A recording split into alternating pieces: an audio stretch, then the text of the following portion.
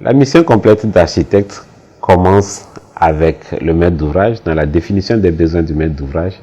Ensuite, dans la conception, le suivi, la conception, la sélection des entreprises ou des autres intervenants et le suivi des chantiers jusqu'à la livraison qui est prononcée après la réception définitive.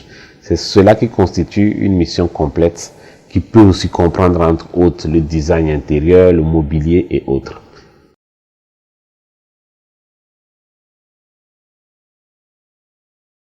Je crois que sur ce point-là, je peux étonner plus d'un. À mon sens, c'est d'abord le sens commun, l'amour du beau qui peut déterminer si nous sommes en face d'une belle œuvre architecturale ou pas. Maintenant, dans votre question, vous parlez de technique. Donc, dans la technique, il y a ce que nous appelons la stabilité, l'agencement des autres fluides.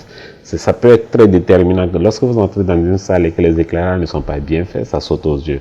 Et on peut valablement dire que nous n'avons pas atteint l'optimisation de l'énergie utilisée dans cette salle-là.